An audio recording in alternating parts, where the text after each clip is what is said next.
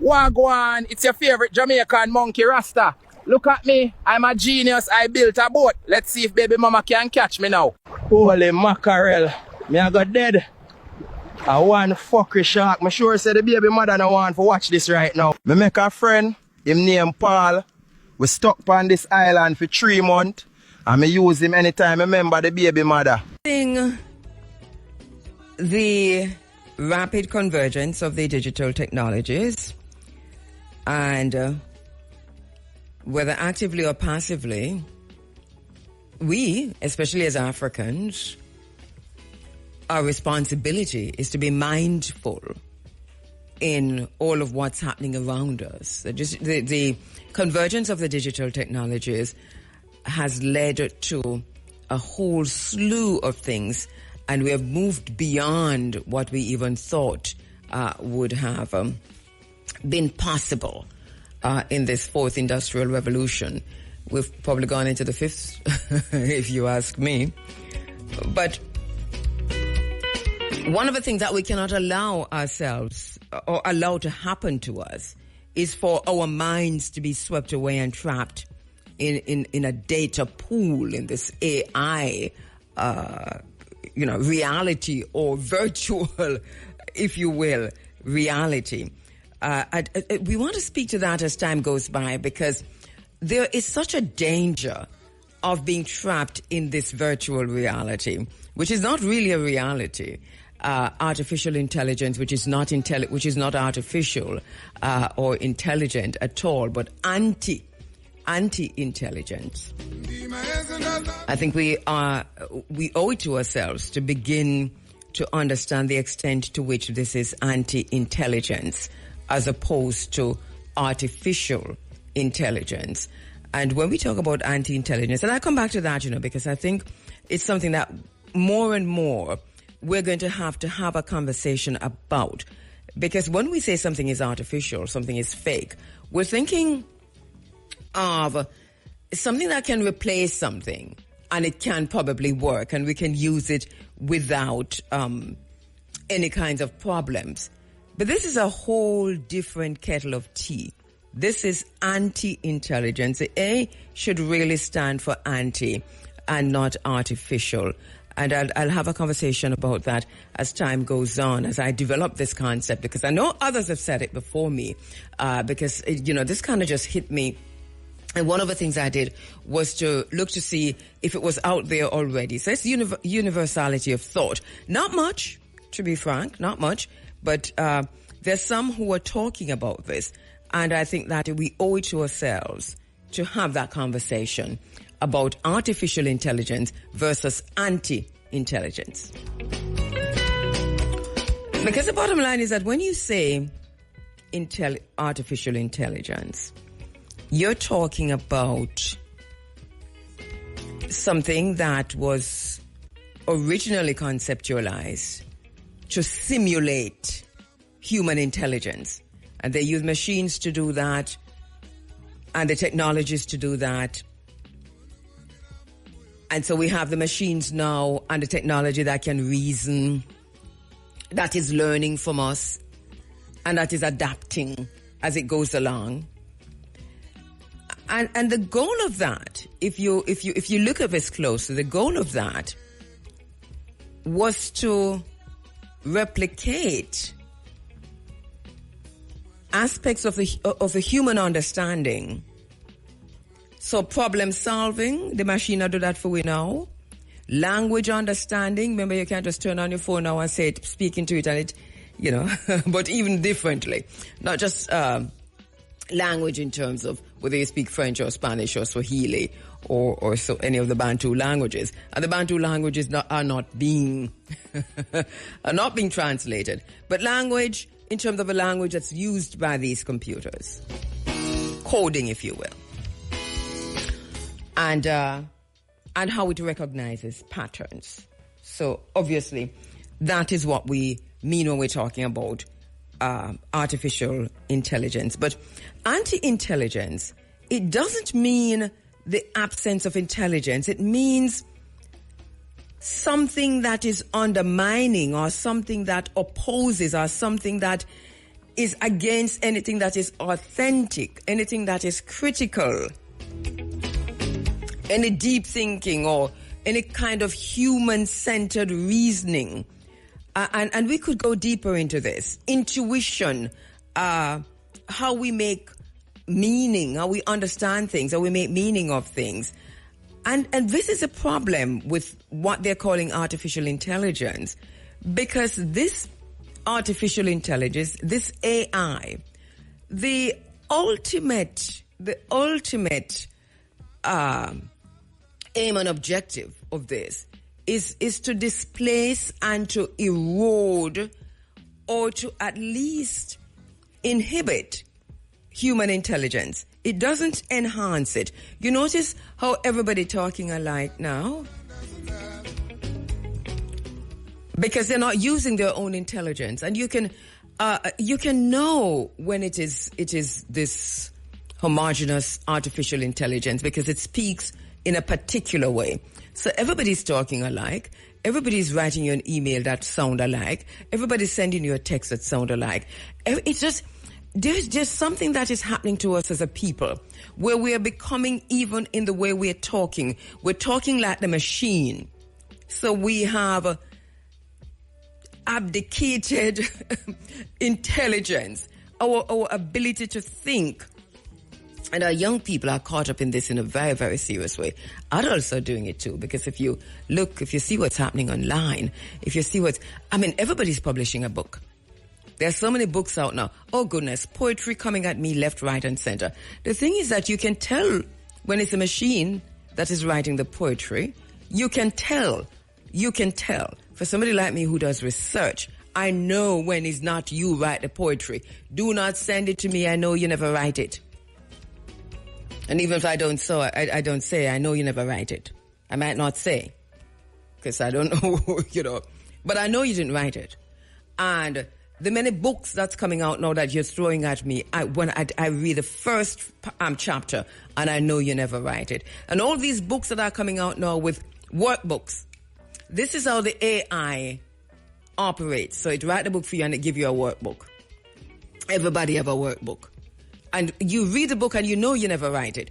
So stop with this. And the thing that I'd like for us to be aware of is the extent to which we're giving up our ability to think, to reason, to make meaning of things. And we're losing our minds and losing our senses and losing ourselves and becoming one big pool of robots controlled, that are we the human beings, controlled by this beast-like thing, OpenAI or DeepSeek or you name it. What are we becoming? This is ridiculous. Listen, we cannot abdicate thinking. We cannot give up on critical thinking.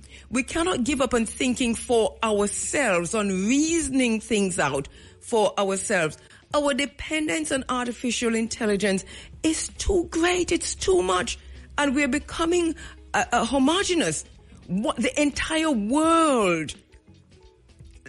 What's the end result of this?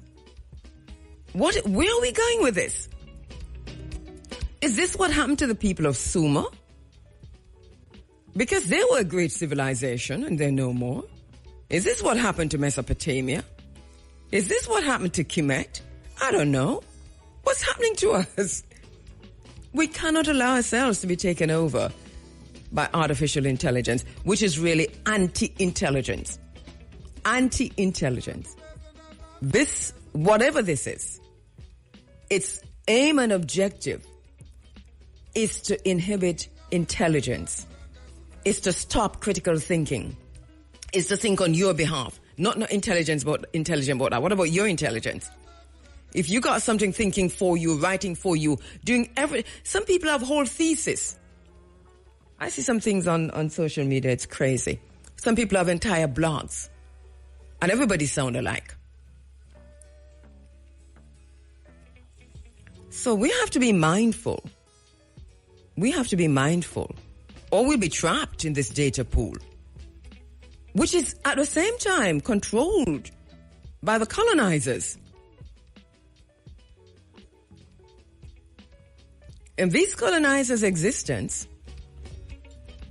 is linked to the African continent. We Africans are standing in their way. Mia Motley talk about at the CARICOM summit. She pointed to the fact that there are those who are still thinking colonization and that they will do it if we allow them. And that's true. So we've got natural intelligence. We've developed this over millennia. Ancestral, natural, cultural evolution that has allowed us to survive. And this is ingrained in our genetic memories. This is what has allowed us to survive the Ma'afa, to survive until today and to be thriving until today. On artificial intelligence, what is going to happen to your brain? Recognized, if you saw the U.S. President Donald Trump hosting a 3-day mini summit at the White House with 5 African leaders from Gabon, from Gabon, Guinea-Bissau, Liberia, Senegal, and Mauritania. I don't know if you saw that. Gunboat diplomacy, colonial theater. It's reminiscent of the 1955 Bandung Conference. Look it up. That gone. And also we saw, and also the early Cold War negotiations. It felt like one of those things, trans-imperial. Liberia was present. Liberia is a settler colonial project in Africa. It is. And Donald Trump did not recognize that, right? Donald Trump didn't recognize that. And asked the Liberian president why I'm talking so good, because I'm taught good English. It's a theater. It's a colonial theater. And for many of us who saw that, we are still laughing. There's some people who are very upset about it. I know, I've heard you. You're very upset, but I find it really funny. I find it really funny. There's some news outlet like Al Jazeera who talked about it being a staged subordination at the White House. July 9 it happened. And the style of the forum for discussion was kind of a summit. But it served... it was carefully orchestrated, and it was a display in which we saw Donald Trump dictating the narrative.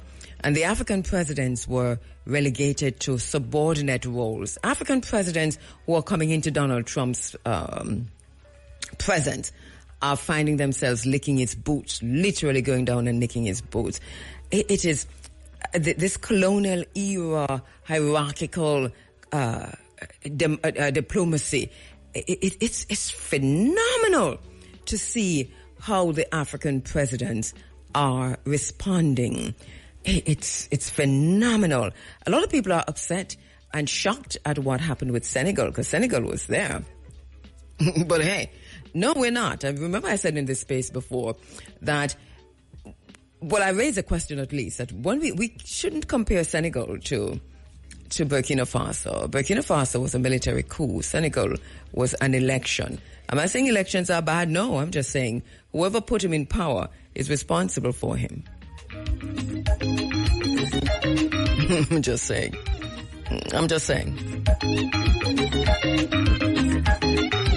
So it was a public humiliation again. The African leaders who went there, it was a public humiliation. There was no dignity. It's almost as if they had a false choice whether to cause their country's economic harm if they showed that they had some dignity, or so they made a decision between that and to lose their moral stance, and they decided to lick the boots of Donald Trump. We're not surprised at all, if you will, not surprised. They say it's pragmatism. They've gone back to their country and they've talked about balancing this diplomacy and pragmatism and all of that. So they've said a lot since they've gone back. But really and truly, it's really the U.S. that's pivoting from aid and now talking about trade. So everybody's talking about pivoting, and the U.S. is also doing it. So the Trump administration has... as you know, so they've dismantled U.S. aid. We agree with that. U.S. aid comes with a bomb. It's not even aid, it is a bomb, a colonial bomb.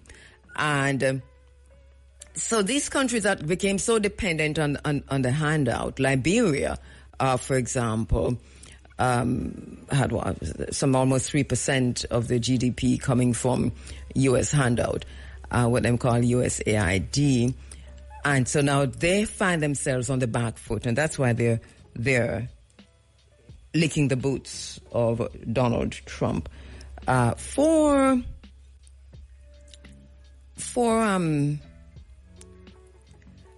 we put this in historical context, this is anything new. It's just that we're seeing it playing out, right? Colonial diplomacy, it is what it is. We're just seeing it playing out because Donald Trump brought the cameras there. Usually this licking of the boots happens behind the scene. So I don't know. As I said, they've gone back to their countries and they've said all kinds of stuff about, what it is that they were doing and why it was important for them to lick the boots of Donald Trump, if you will. So yeah, we're kind of following that, but not with any, fine-tooth comb. It's just another day in the United States. Also looking at, there's a story in the Jamaica Observer. I don't know if you've seen it. Titled, I think, What's Lurking in Your Rice Bags or in a Bag of Rice. The Jamaica Observer article talked about an international report revealing that many rice brands sold in the USA contains damaging, let me just get it right. Let me get this right, since I'm quoting from the newspaper. They said the rice brands sold in the U.S. contain dangerously high levels of organic arsenic and cadmium, substances linked to cancer, kidney damage, developmental delays, and other health issues. Check that story, What's Lurking in a Bag of Rice. It's in the Jamaica Observer. It was published on July 10, and it also says, several tested rice products exceeded FDA limits for arsenic in infant cereal, raising alarm for vulnerable groups such as infants, toddlers, and pregnant women. And health experts are warning that chronic consumption of contaminated rice may lead to long-term consequences, particularly for low-income Jamaicans relying heavily on rice-based meals. The article emphasizing the urgent need for public health education and regulatory oversight. So ask about this and read a story for yourself, but also ask about this to see the extent to which we are getting rice from the U.S. and what the brands are. We're going to discuss later Prime Minister of Barbados, Mia Mottley's speech at CARICOM.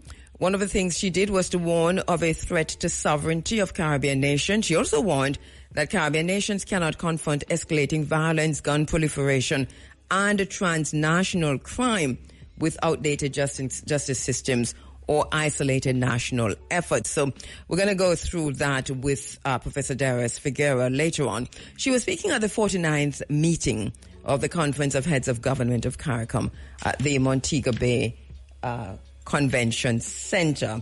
So stand by for that discussion that's coming up later.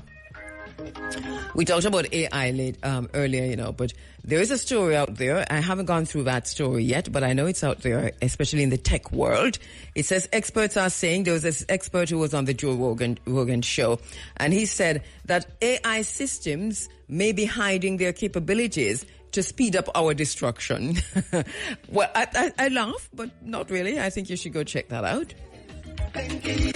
Another thing that we're watching is what's coming out of the BRICS Rio Summit, the 17th BRICS Summit that happened in Rio, in Brazil, just wrapped up a few days ago. The 17th BRICS Summit, and the leaders concluded this two-day summit in Rio de Janeiro.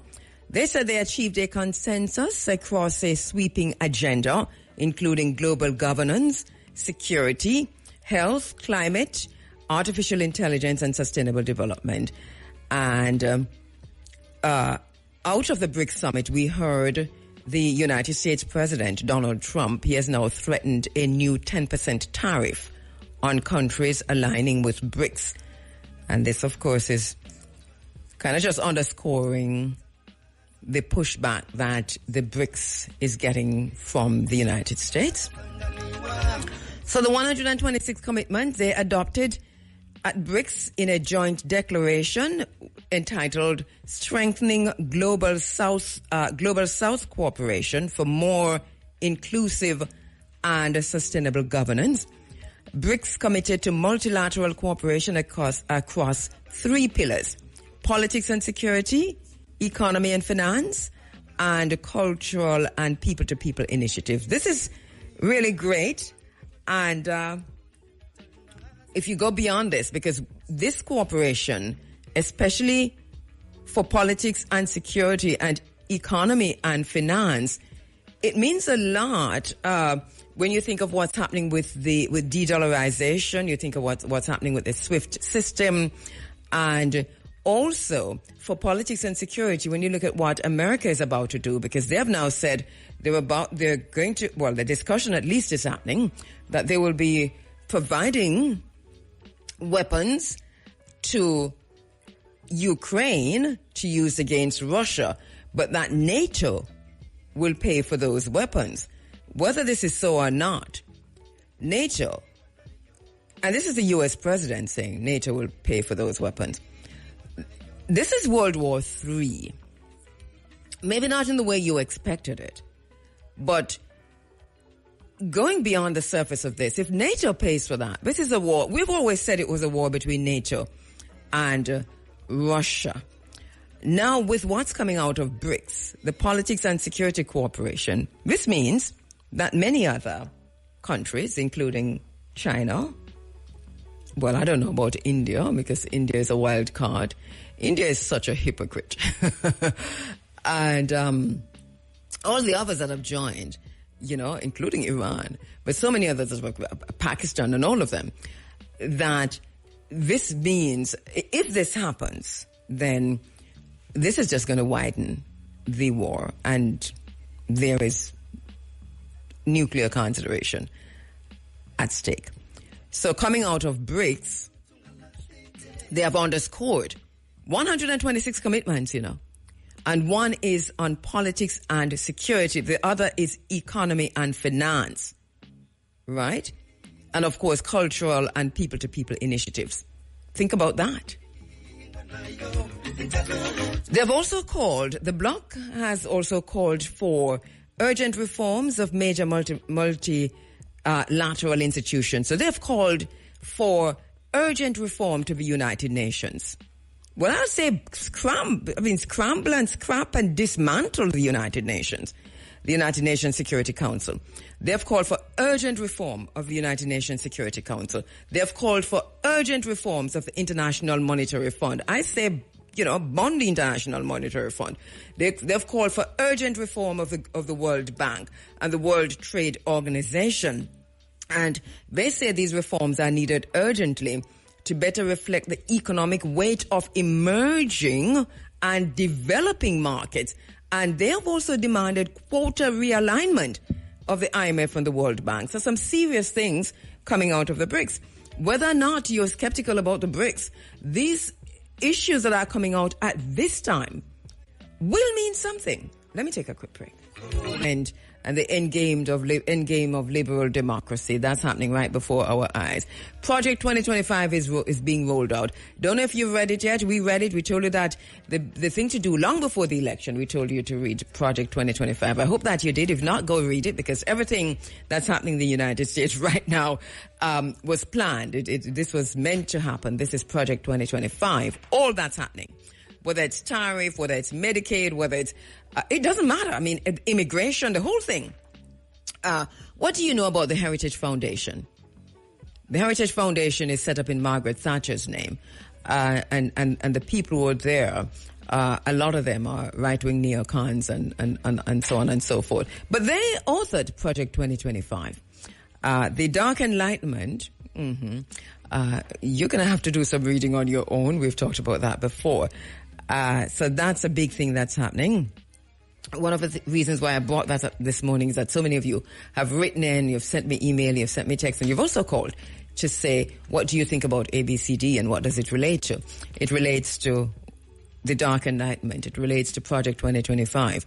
It is what it is. Another thing we're watching right here at home, obviously the elections are in high gear. We don't have the date yet. It don't look like them all call it August. It look like it's early September.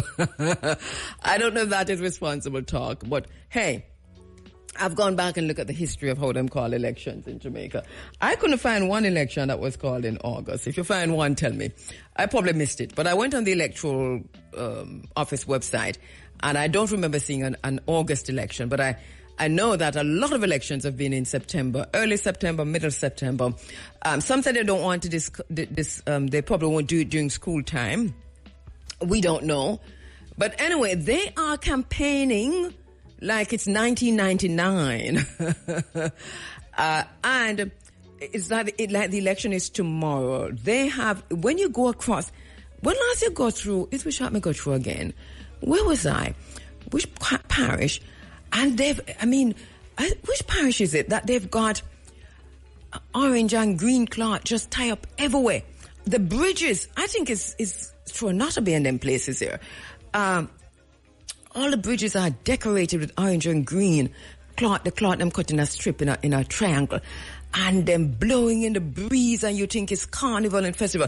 Everywhere there's a green cloth, there's an orange cloth. Everywhere there's orange cloth, there is a whole heap of cloth. And I think that we should take them cloth there and tie them up together and do something with them to those who are corrupt and otherwise and so forth and so on. Anyway, but there's just a whole lot of cloth, and it is ridiculous. I'd like to know what the bill is for all them cloth there. Anyway, campaigning is in full gear. They're talking about they're rolling out every plan they've ever had. I think they shouldn't politicize. I'm so frustrated to see them politicizing the school bus situation. So if they're rolling out school buses, we need these.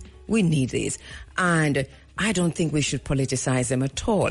No matter who win, if you have the idea for get the school buses in the place, get them and pick them out of the politics. I know you think it's just about buses, but it's also about the children. So that's so bad. But everything else is everything is politics. Wow. They're giving land titles left, right, and center. By the way, what about the land titles up in Runaway Bay, over upon the hill when you reach the stoplight at Salem? Them land they sell long time and the people them don't get them title. Who is the MP? Land titles are give away crazily now, And so if you bought a piece of land up there in Salem, Runaway Bay, when you reach a stoplight right in front of Sharky's, that land where you turn left, I don't remember what community the name.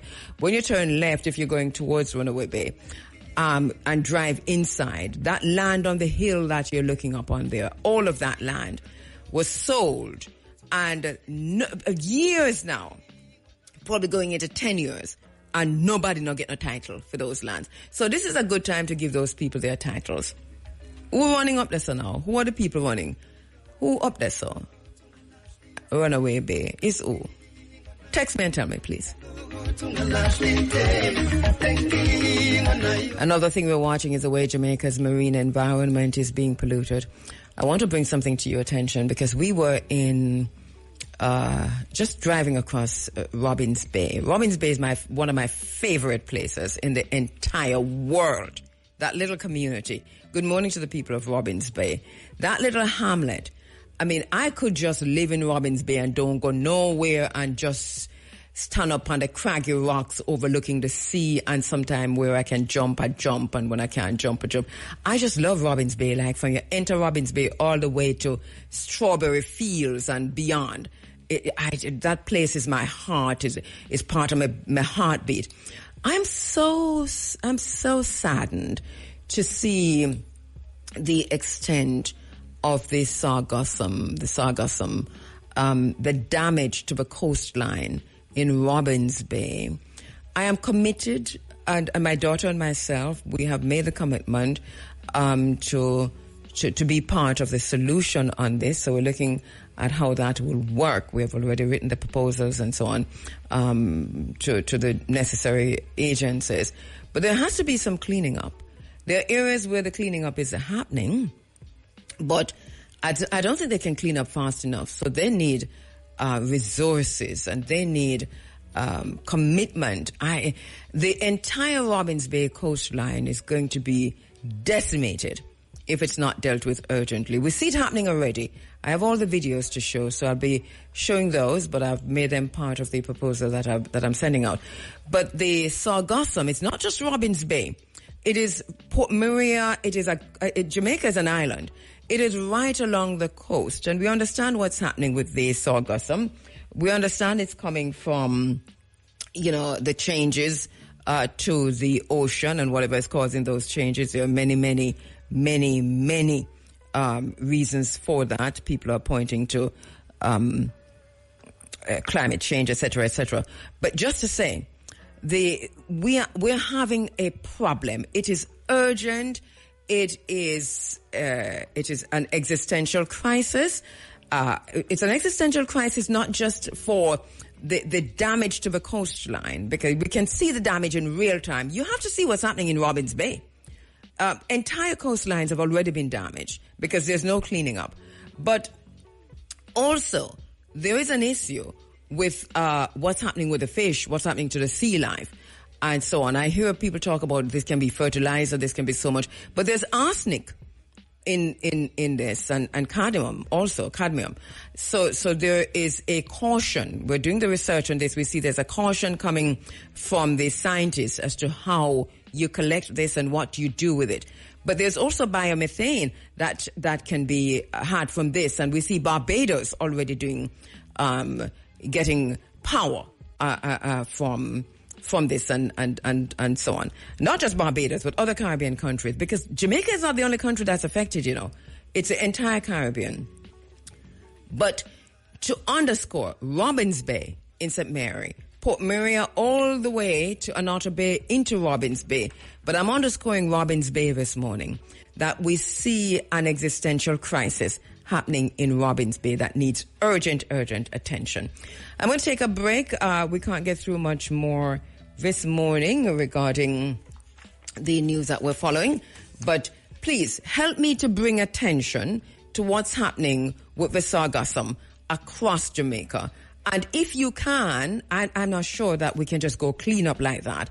We need resources, we need help. But the communities have to first of all mobilize, and then let's ask for the resources, all right? So we have King Kimani and we have Ras Jabali Siba. Greetings. Greetings, Empress. Oh, we're not hearing. We're only hearing one person. Let me see now. Does that make a difference? No. Ras Jabali? Greetings, Empress. All right. And King Kimani? Come on. Come on. And I should know that it's come on. Come on, grab your mic. Come on was the name of my next son that's to come. So yeah. Kimani, don't want to say Kimani, but I'm come on. Yeah. And this is not your first time here. I mean, you've been here many times. Yes, we have had many conversations over the years. But just while we get the others on the phone, get them back because they were there. So on the phone lines, we should have Ras Negos, Ras Ivy, First Man, and Dr. Marcus Goff, and we'll get them back. But just a quick reminder that on the Africa Forum on April 6 this year, we featured the RMO and its submission on constitutional reform, calling for special recognition of Rastafari within the Constitution and a comprehensive Rastafari Act to ensure reparatory justice for the multiple forms of violations of Rastafari rights, including treatment of Rastafari in relation to ganja. We've been talking this morning about the recent CARICOM conference that has wrapped up in Montego Bay. The heads of government meeting advanced Caribbean leaders' support for a petition to Charles, the King of England. And they are petitioning, and we've mentioned that here also, for Britain for reparations for slavery. But the sentiment of the Rastafari community is that this claim for reparations is hypocritical. And Rastafari has the best platform and the best voice to say that this is hypocritical. We support that 100% because while this is happening, while the government continues to reach out to Britain for reparations right here on the island, the government of Jamaica and successive governments continue to blind their eyes to the call for reparations for the decades of state-led aggression and rights violations against the Rastafari community in Jamaica. Since the 1960s, ganja has been used as a tool of draconian oppression of the Rastafari community, with many being victims of the law that in the early days gave mandatory sentence of 18 months for a trace of ganja. And while we have seen that things have improved since the amendment of the Dangerous Drug Act of 2015, the Rastafari community is still regularly under siege by the police force.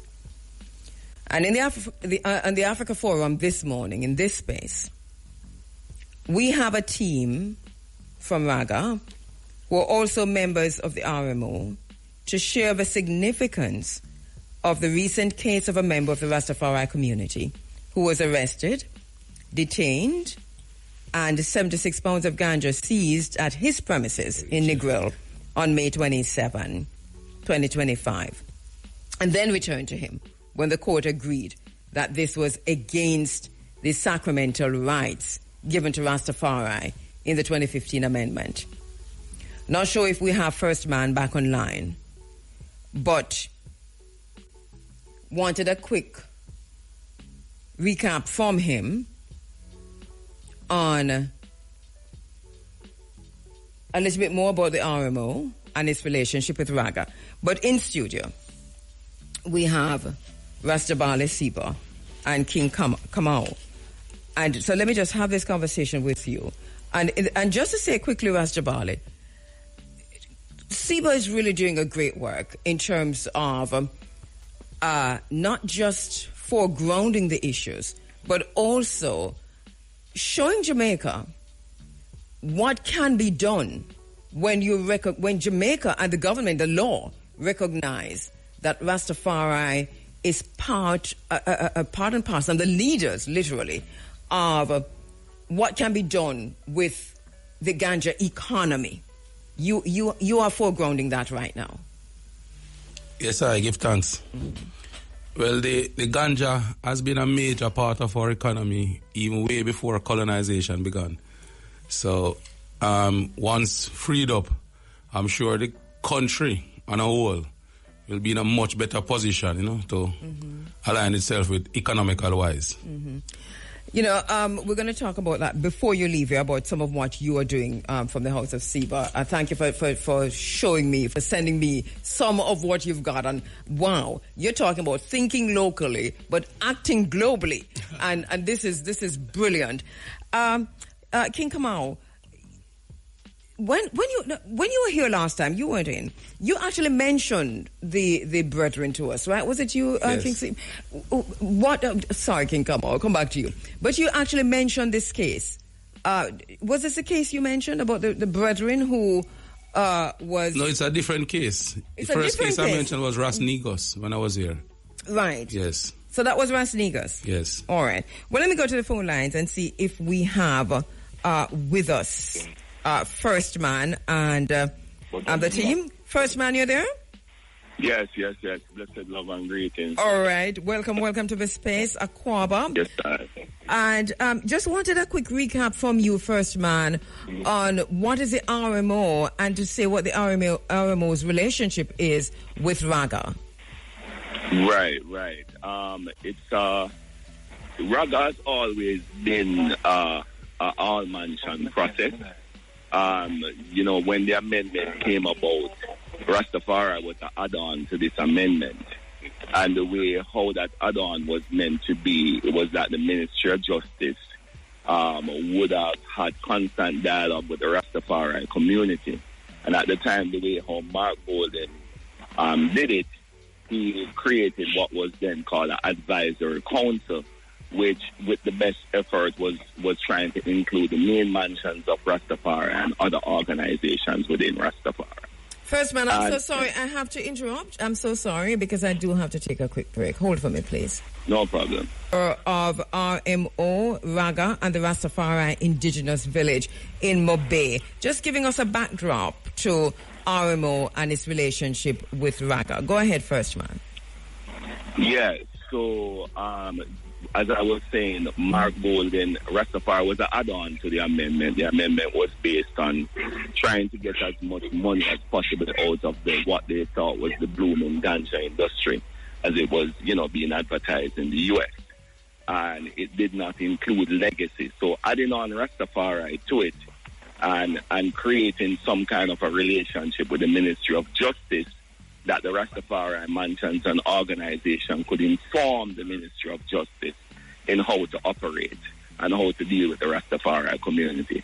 So that has gone through many, many phases. During that period of time, the RMO never existed, and the Rastafari community was informally gathering as a community without a structure like how we have one now called the RMO. At that time, we call ourselves mansions and organizations of Rastafari. What was interesting about the law, and at that time in the discussion with Mark Golden, was the relationship that Rastafari had with non-Rastafari who were growing sacraments on our behalf. The deep discrimination that existed with our Rastafari community forced us to have alliance with non-Rastafari people. And hence, we were saying to them that the law also has to protect these people. That was reflected in how the amendment dealt with the exempt event component of it, where if you remember in 2015 at that exempt event, all persons were invited globally and internationally, and Rastafari had that right at the time, as expressed in the event, to protect our ecosystem. So in recognizing that, we then recognized that within an all-mansion process, it was difficult to have non-Rastafari or people who were not a part of an organization to make decisions on the behalf of Rastafari. So the organizations and mansions created this tool, which is Raga. And while Raga existed to facilitate those processes of Rastafari and non-Rastafari, in a reparatory way, we were caught up most of the time in the last 8 years just defending the exploitation and the discrimination, because obviously, ganja was an income source for the police force, and they just would never ever stop attacking our community. So we caught up mainly in going to court, representing, and at that period of time, gathering what the ecosystem is. In the last 3 years... So that Raga, remind us of what Raga is. Rastafari, Ganja and Grassroots Association. And so that the founding members of Raga are on the call with you now at this minute. How many are the founding members? And also we are the founding members of RMO, because it has always been an all-mansion and organization process. So in the last 3 years, RMO has come about as more an established space, and with that establishment, the tool Raga still belongs to its original idea was about the mansions and organizations, and it still is that today. All right. So it has now become this forceful ecosystem that represents the rights of Rastafari, that is looking now that we have gathered the ecosystem, now that we know where our people are, we have submitted 100 and odd names, some of them that we have received letters for from the Ministry of Justice. Now that we first started with application, but we have moved it to declaration. Application under Minister Golden, now declaration under Minister Chuck. And this doesn't mean that we are representing the entire Rastafari community. It means that those who have gathered together have taken this approach to the Ministry of Justice. I hope that helps. Brilliant. Oh, it does. Brilliant. And King Kamau, because I'm a brethren, I know him as Kamau all along, that's why I get tongue twisted now, King Kamau, my brethren. Just recap for us the provisions related to ganja for Rastafari within the Dangerous Drug Act and the ecosystem built by Raga over the past decade. 3 provisions, eh? Yes, give thanks and greetings to all on the call, All right, so the provision, as a follow-up on what first man just said, is that we developed this ecosystem, and through the ecosystem, we declared who we are as Rastafari and our rights to ganja and its sovereignty. So with that, we actually established a relationship and put a process in place with the Ministry of Justice where there were certain forms that you would fill out along a line of declaring who we are. So there's the first one would be like an application for an order designating land for ganja cultivation. There is Rastafari and other grassroots ones are out there.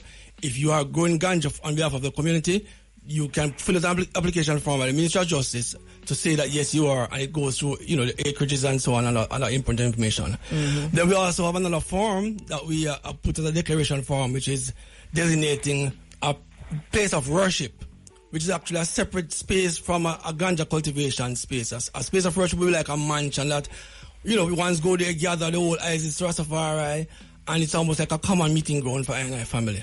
So that would be a place of worship. And then the final document that we have that's provided on the Ministry of Justice is what we call a ganja exempt order. So if you want to have a ganja event open to the public where ones can come and learn more about ganja, the plant, its benefits, they can come, and so this form has to be done up through the Ministry of Justice. And you'll get a ganja exempt order, which is actually published through a gazette, and of course the information sent to the relevant authorities, including the police.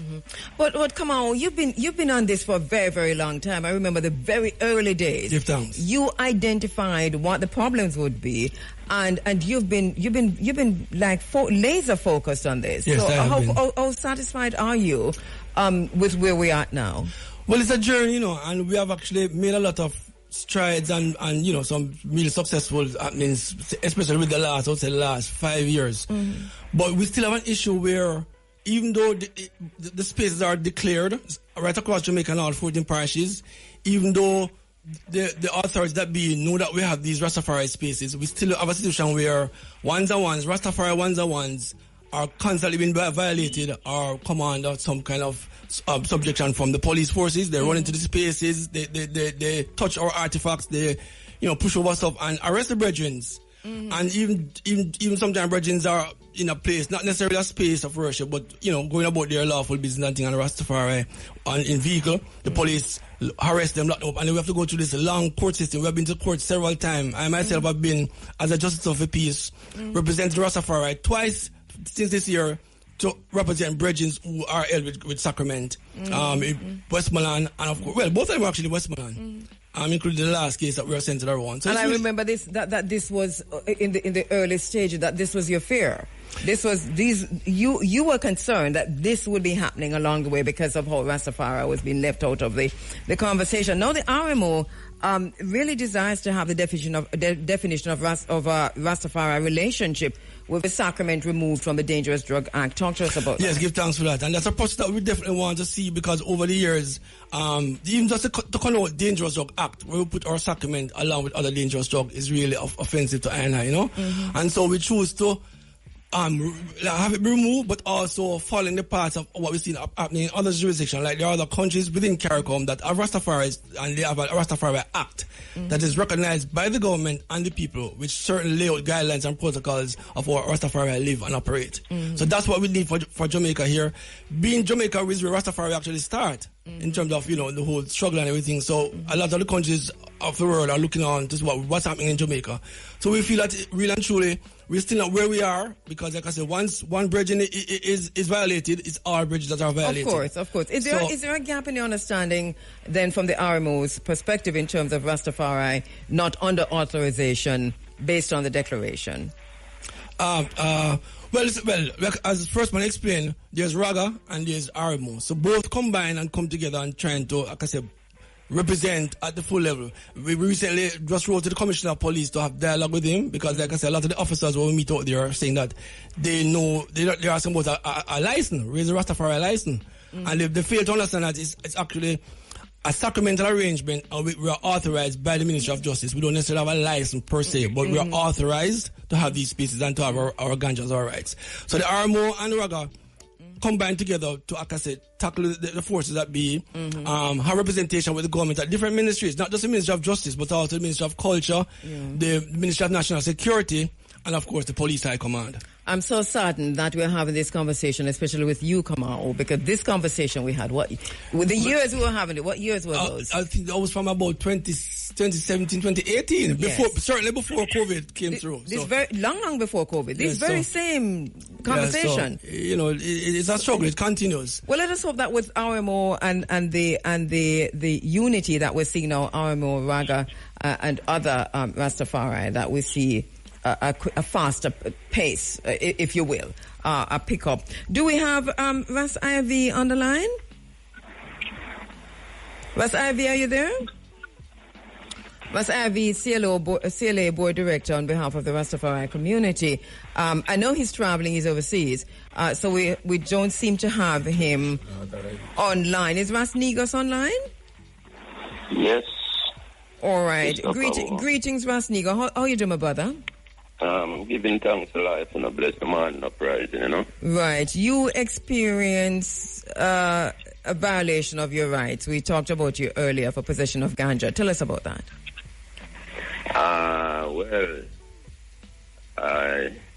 There was a situation where the police came into I space about 2022 December, and that was like 8 years within the amendment, and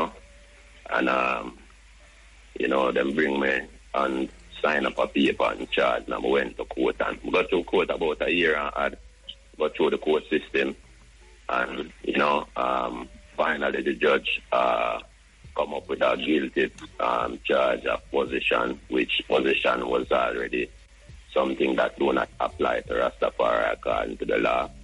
So we find it a gross injustice concerning the Rastafari part, and bias and prejudice against I and I, and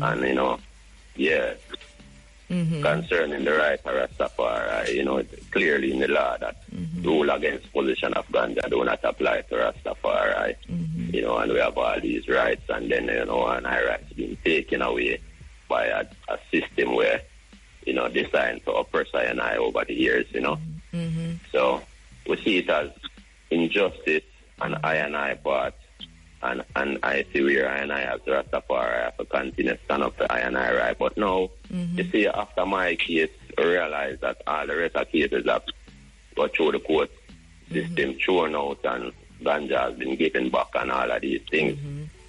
So I think we're reaching somewhere, but there is violation where we need to actually deal with.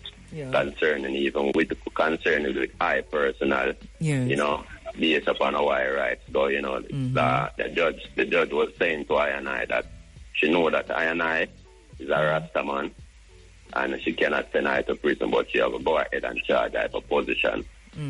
When possession was one of the things we first make clear, the rule against possession of ganja do not apply to Rastafari.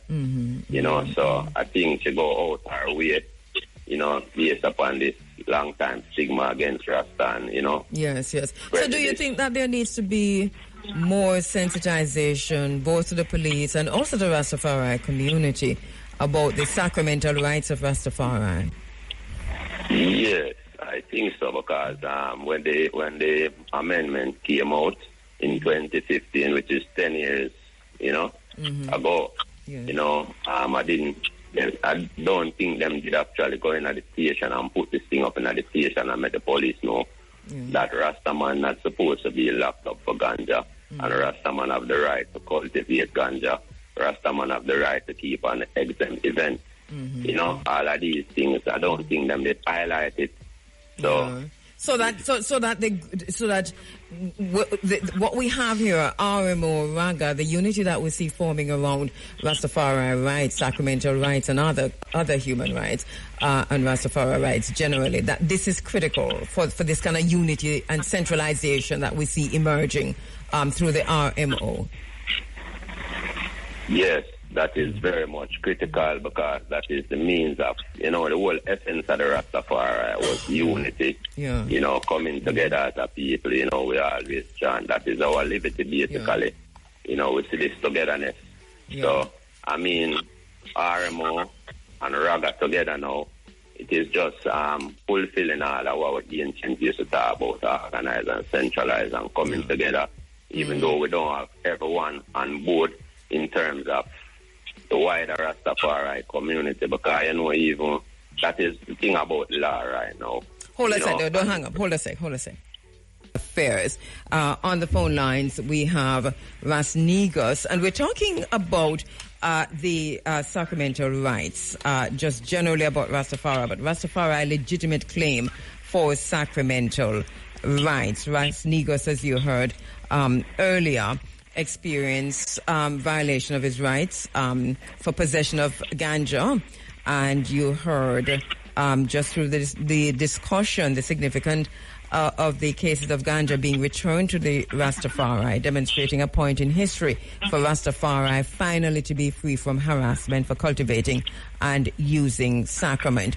So you were saying, Ras Negus, that the centralization that we see happening, Raga, RMO and others, that this is good, but that there needs to be more Rastafari coming into these spaces and being members of the or under the RMO umbrella. Yes, we need more of the family to come together in that way, and the Rastaman who are out there, because, you know, according to this law, Sister Cabo, this law 2015 amendment. Every Rasta person, you know, Rasta woman or Rasta man over the age of 18, they have the right to apply their cultivation space at the Ministry of Justice and plant ganja. These are things I put in the law 10 years ago, but now we find, say, even for Rasta man in a place of plant, him still go through these struggles. We think, say, anybody else would have them right. You know, if it's Mr. Chin, they'd have them right, say.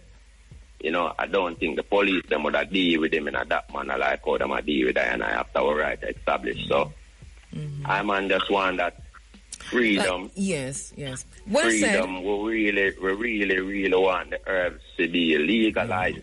Basically, so everyone have that right to the herbs. Well said, my brother. Well said. Yeah. Thank you so much. Do we have brother Marcus Goff online? Marcus, are you there? I know we got Marcus earlier. He's also traveling, I think. All right, but in the studio we have Ras Jabali Siba and King Kamau. Who else? Somebody just said, who is that? No? All right. Brother Siba, Ras Jabali Siba, just listening to the conversations we're having, it's very interesting because so much has been said about leading into the decriminalization, if you will, of ganja, about Rastafari legitimate claim for sacramental rights, but also other rights should be involved in this. Why is this just sacramental rights? Well, it's because we're in tune with Raga, where we're really discussing sacramental rights, but the RMO is really focused on Rastafari rights in general. Yes. So today we are speaking on the sacramental rights, but even recently the RMO has championed the cause of vaccination in schools by Rastafari children. Well, again, I'm rid of dreadlocks. We're enough dreadlocks in schools and workplace. Even now I have a virgin from Chillon who have contacted me, a security guard virgin, that he's been forced to cut his locks. We're working on an exemption for him to present to him this money. So RMO is championing the cause of all Rastafari rights, not just sacramental rights, but because the ganja thing is big, it's a little loud. But it's all Rastafari's that we are focused on. Mm-hmm. Okay. In terms of how that is going, because one would have thought that even when you think of vaccination for Rastafari children in schools and the right to wear dreadlocks in school, that this is no longer a fight, that this is something that is a given. Where are we with that? Is this still a fight for Rastafari? Well, it's not really a fight anymore because the schools are accepting the vaccination exemption. Oh, they're accepting the exemption now? Yes, they're accepting the vaccination exemption now, and the workplaces are accepting the exemption for wearing dreadlocks. Right. What about the schools for dreadlocks? Yeah, the schools are now accepting the vaccination. We sent a vaccination to exemption to Kingston about 3 weeks ago for a year. We're in ear in schools, and the school accepted the exemption. Okay. So we're really making strides and we're getting somewhere. So for Rastafari listening, and there's so many Rastafari families who have not yet come on to under this umbrella. Yes. But for those who are listening, this is one route to go through. I can tell you, I get a lot of calls from Rastafari to say, how can you assist? My child is being refused to be accepted in school because they insist that the child takes a vaccine, or they insist that the child can't go to school with locks. But you're saying there is a process, there is a path through the RMO that can assist. Yes, we've created an exemption for vaccination and the wearing of locks, and also growing your sacrament and distributing your sacrament within the community. And that has been accepted by the government and the system. So that's a route. You can contact any member of the RMO for assistance in getting through this process. While I have you, and I'm going to go back to First Man and also to King Kama. I'm not sure who else is online, and this is it. So I know we have King, we have First Man online, we know we have Ras Negros. Who else is online that I'm leaving out? Anyone else? Just two. All right.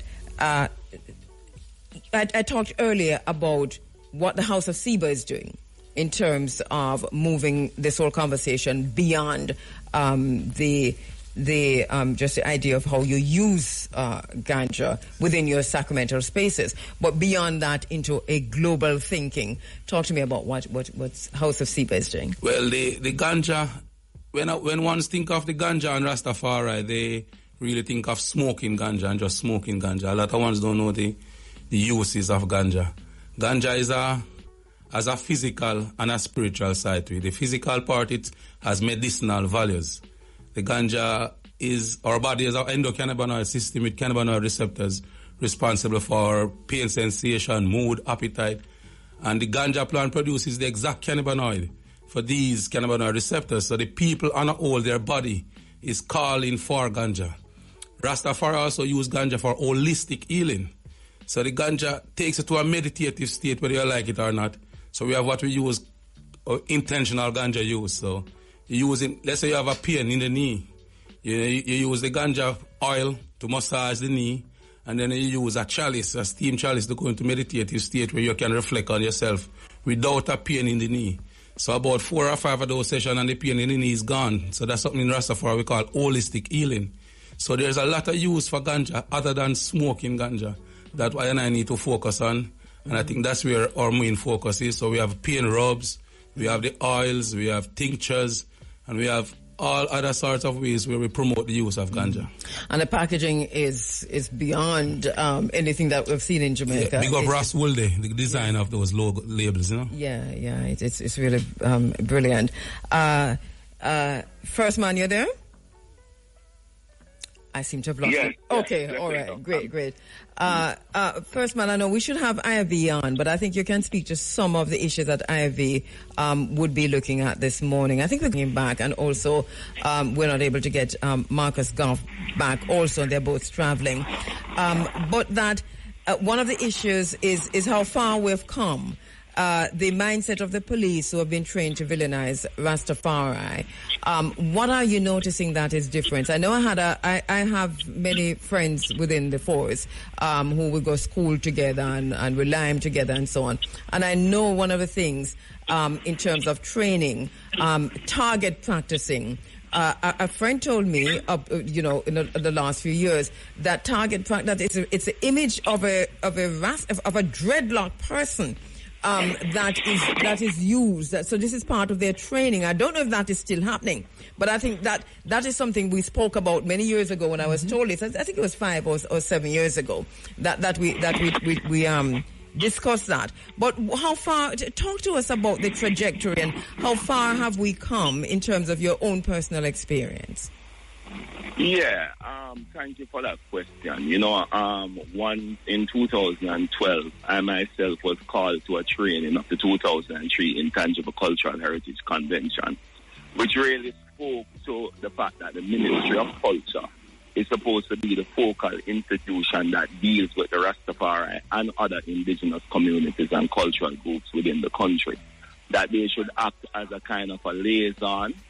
And at that particular time, it was asked from the people who were gathered there, Maroons and otherwise, what is it that we're looking for? And we had requested some kind of a structural meeting that can go across ministries, with the Ministry of Culture being that full representation of how we would move into those spaces, get meetings, and create a structure. The fact of the matter is no structure has been created.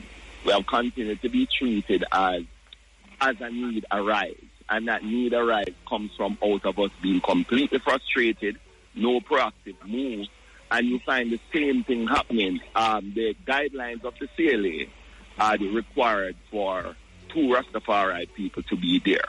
Right, and they continue to either select on their own behalf who they would want to put there, and during that process of time, you find that decisions or conversations can be made on our behalf because of the lack of structure. So what we have been seeing is, the Ministry of Justice, Chuck, has written some kind of a thing to the police force, the Commissioner of Police, to say to them that, listen, a force order must be put in place or something, recognize the rights of Rastafari.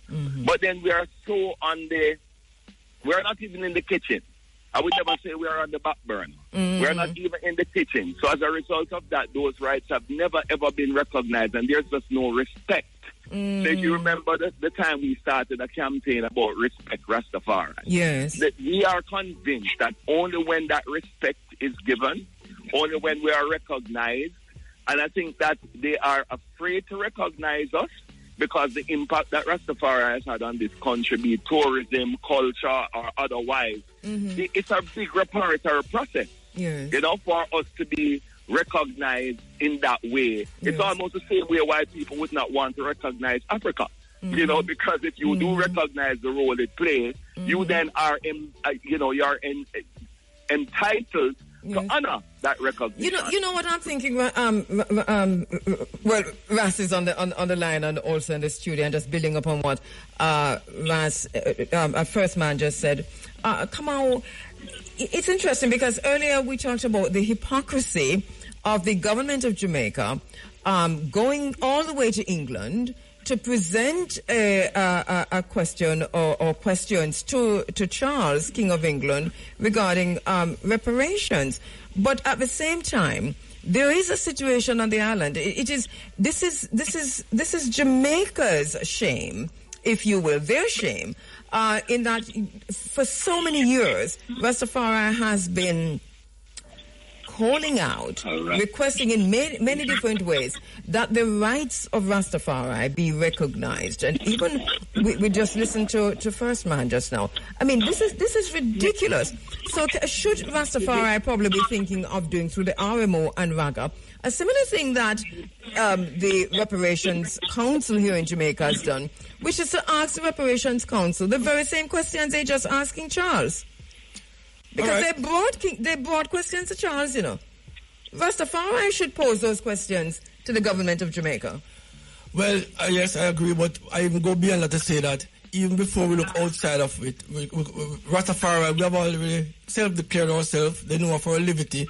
So why has it taken so long for ones to accept where we are in terms of our liberty? No, I don't mean to take those questions to Charles. I mean to take those questions to the government of Jamaica. And that's where I'm heading. I'm saying that we already have developed dialogue with them, but yet there seems to be like a closed door situation in terms of our full freedom and where we are in terms of our rights and sovereignty. So in 2025, after the act was amended in 2015, 10 years later, we're still having to be asserting ourselves to say that we have this right with this plant. This is not going to go anywhere in terms of, it's a part of our liberty.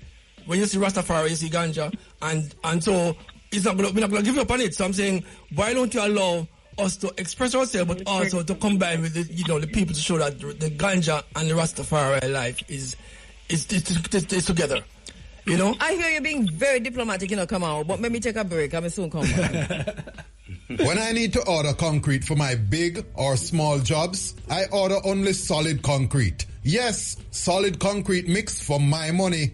The time by Solid Concrete Mix is 17 after 8 o'clock. Association Raga, and they also currently serve as Sacramental Committee of the Rastafari Mansions and Organizations, RMO. We have members from the RMO also in studio with us. So we have King Kamau and we have our brother Jabali Siva in the house with us. On the line, we have Ras Negus and First Man. We're inside the last 5 minutes of the program, so I'm just going to do a go around and have you give your final statements. I'm sorry we weren't able to get back online, Ras IFV and also Marcus Goff, but I will continue the conversation and see if we can get them in next week or sometime after that. But let me start with you, your final words from you, Kamau, since you are in the middle of that. Let me just take your final words and hope that you're not so diplomatic this time. Sorry, my bad. Well, from the spaces I represent, Starscape Rastafari Sanctuary, and on behalf of Raga and the RMO, I ask three things in terms of our interaction with the government. One, to quickly look at issuing the second gazette that was supposed to come out for the list of spaces that were declared after the first one. The first gazette was issued August 3rd, 2023, that declares the Rastafari space that were sent through. Since that time, we have had more than even double the amount of space that went through on the first gazette that are in waiting. And while they're in waiting and waiting to be processed and central gazette as a ministerial order, we have the police high command and the forces running to these spaces, and we have to be, declaring ourselves all over. The second thing I would like for the government to look at is facilitate this thing of having Rastafari move from the Dangerous Act and establishing what we would call a Rastafari Act, which is actually happening in other jurisdictions. St. Vincent and Nevis, there are one such case that came up where they have actually declared a separate act for just Rastafari affairs in itself. And of course, my last request to bring it home locally is if we could certainly have dialogue with the police commissioner. This last commissioner was currently there. The current one, Dr. Kevin Blake, because we have had dialogue with the previous commissioner and he, facilitated a lot of things with us and sort of close the gap. This new commissioner, we are reaching out to try to see if we can have dialogue with him. We just dropped off a letter at this office last week because we want to have this whole issue of the interaction between the police and the ganja and the spaces be looked at closely so we can all come together with a strategy to facilitate. Rasiva? Yes, I give thanks. And I final word I always have to say, I want the people of the Jamaica to pay attention to His Imperial Majesty Emperor Haile Selassie. 1935, His Majesty was crowned King and Emperor of all black people, not just the ones in Africa, but all black people all over the world, and that was a liberation for black people. So that's one of the main things I want, ones and ones, in Jamaica, Rastafari, non-Rastafari, to pay attention and do some research on, Give thanks. Ras Negus? Final words from you, Ras Negus?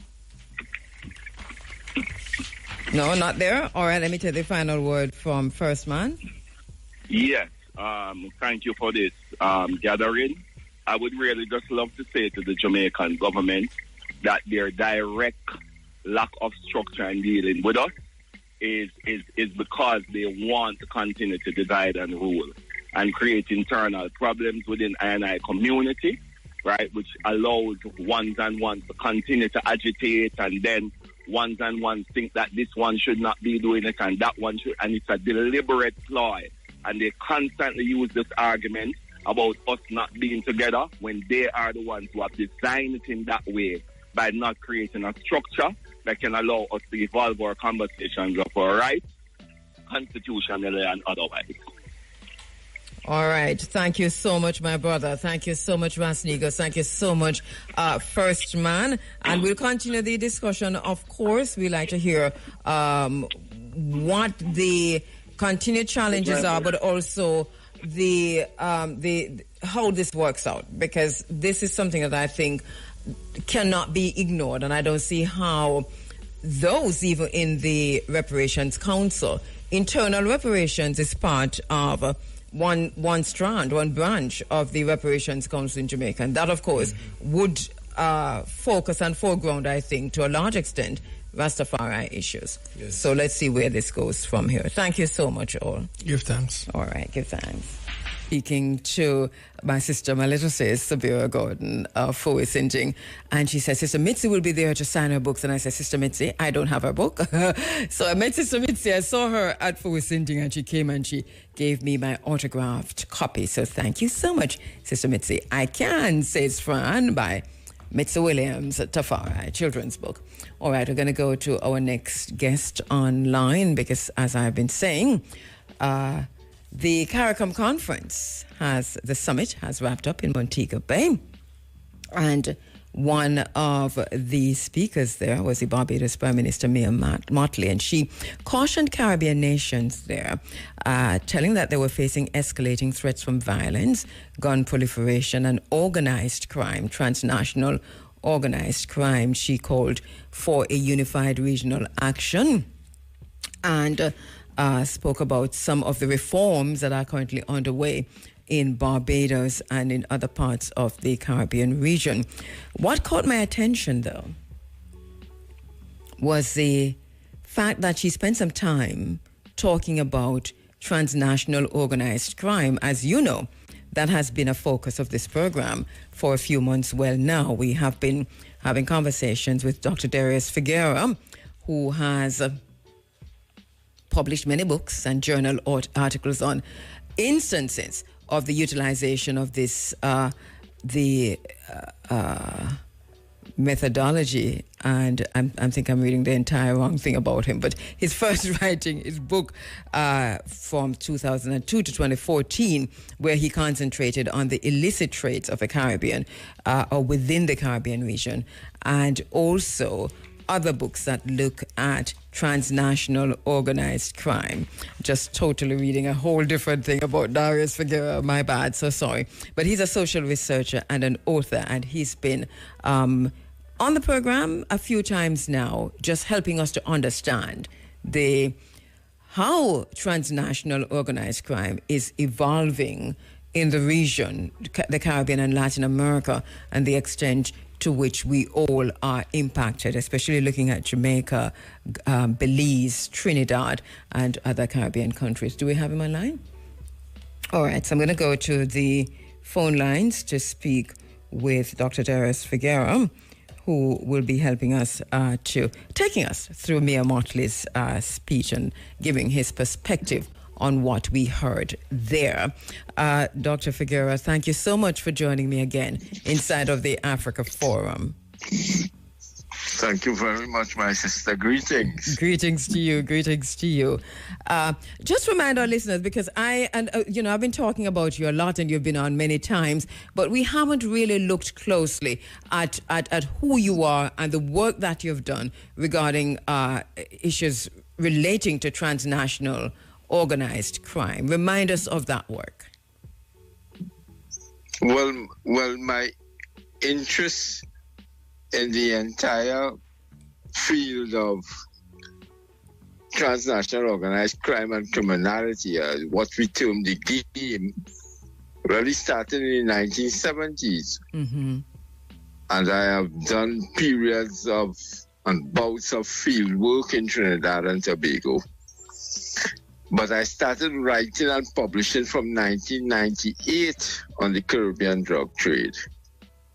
Yes. So that is when I started to put out written works and analyzing what is going on. Right.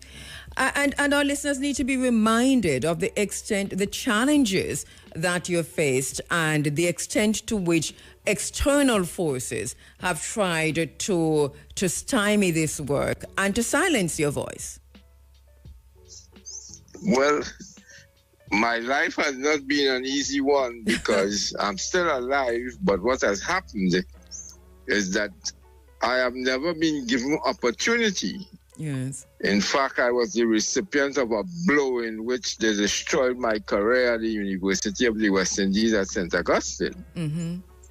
And since then, I have found no work in Trinidad and Tobago for me. Goodness. And this is all because of the research, the work that you're doing. Do you know what the forces are that are aligned against you, as a sergeant for Dr. Kwame Nkrumah would say? Well, my sister, it is very, very, very strange is that what happens, these forces are not really emanating from transnational organized crime because in their scheme of things, I amount to nothing.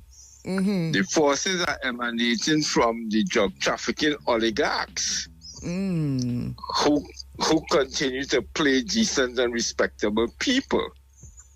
And they simply do not want persons to expose where their wealth is derived and the power they wield in the Caribbean. Yes. And this is critical to your research. And also, we've had conversation about this. You've kind of shed light on this for us in a serious way that has opened our eyes even more, because we were eyes wide shut, literally, on this, that the extent to which the oligarchs of drug trafficking are apparently, in terms of appearances to the mind, law-abiding citizens of great stature in the Caribbean. Yes, that what has happened is that from the decade of the 1990s, there was this meteoric rise up the social order to the very apex of the social order, premised upon the ridiculous profits and wealth they were amassing from the illicit trades to the North Atlantic. So they literally bought their way into the oligarchy. So what happened is that they literally displaced the traditional oligarchy of the Caribbean who did not enter the trade. Mm-hmm. And what's who did not enter the trade? Well, there were traditional oligarchic families who did not enter. There were traditional oligarchic families who did. But what is common throughout the Caribbean is that the dominant drug trafficking oligarch families are all of minority races. You don't find African families amongst them. Not even in Haiti. And this has to set in. This has to sink in. So, and that is why they came at me in Trinidad and Tobago, because remember, I am of mixed race. Mm-hmm. So I was a sort of traitor. Mm-hmm. So they expected you to... Did they try to open a door for you in this illicit trade to be part of this oligarchy, this drug trafficking oligarchy? You know, well, they didn't know nothing about me, because if they know anything about me, they should know that I started learning about the game at 7 years old. Mm-hmm. And what is that game? So before... Well, the game, the illicit game. Yes. Yes. So before they were even in the game, at 7 years old, I was learning about it. Mm-hmm. Mm-hmm. So the fact of the matter is that I knew the game, understood it, grew up learning the game. But I chose not to enter it. Mm-hmm. So I therefore became a dangerous individual who knows and does not want to take part. And so you became a traitor. So essentially, I'm a double traitor. I'm an informer and a race traitor. Yes, and you're a whistleblower. You're making all of this known, so I can understand the extent to which you have been pressured and locked out of the spaces. We are very well aware of that, of how they try to sabotage your PhD, for example, at the University of the West Indies, and the extent to which they try to stifle your voice. But thank you for speaking up just the same and for making yourself available to people like myself in the Caribbean. I know you are on radio in Belize. I'm not quite sure what's happening in Trinidad, but thank you so much for making the time.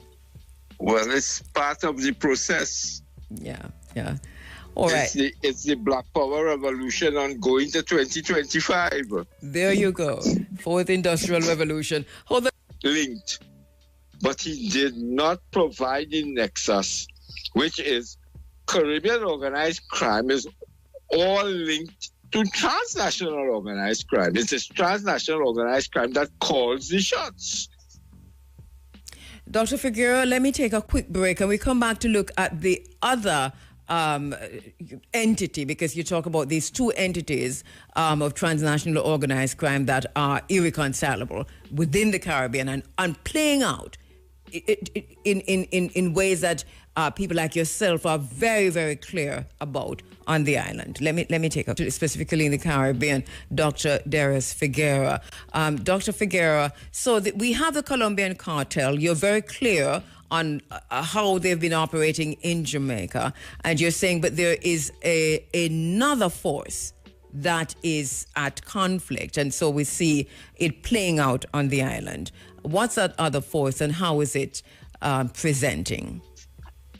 Well, what has happened with when the Colombians started when they changed the business model and they started to wholesale their kilo bricks, there was a group of Mexican investors who were present with the creation of the cocaine trade in Colombia. It's they who created it, who refused to accept that model, and they walked away and they set up their own organization. That is the organization I call Pax Mexicana. So in the early 21st century, Pax Mexicana moved into Jamaica, but my brothers and sisters in Jamaica must understand the strategy of Pax Mexicana. Mm-hmm.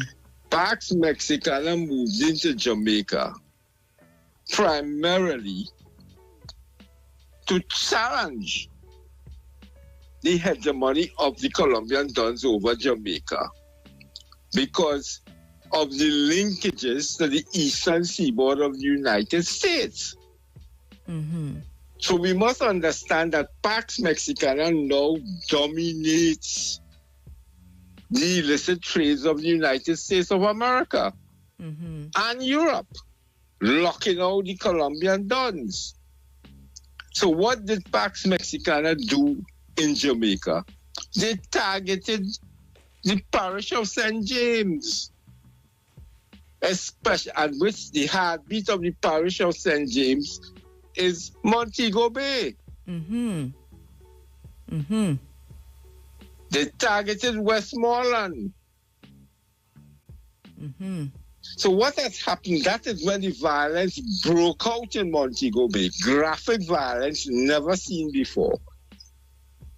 Mm-hmm. And that ongoing war is what sparked this uptick in violence in Jamaica. And they tell us, and in terms of the politicians, the security ministry and the commission or the commissioner of police's office over time, all of them, when we saw this vicious violence break out in Westmoreland and in Montego Bay, in St. James in particular, they told us it's gang warfare without connecting it to anything. Yes. So let me present a question to my brothers and sisters in Jamaica. Where is Stone Crusher today? Where? I remember the days when Stone Crusher ran Norwood and Stone Crusher was a force. Where is Stone Crusher today? Where is Stone Crusher? Stone Crusher has literally disappeared. Why? Where is one order? So what has happened is that Pax Mexicana moves in, they recruit your best and most creative sets who join them. The war begins, and when you are going to war with Pax Mexicana, they literally cleanse the enemy. So the type of violence we saw in Montego Bay, that was the cleansing, and the cleansing spread. So what has happened today, my sister? Right now, as I speak to you since 2024, now in 2025, Pax Mexicana controls the north coast of Jamaica, its east coast and its west coast. That is the turf of Pax Mexicana. They run there now.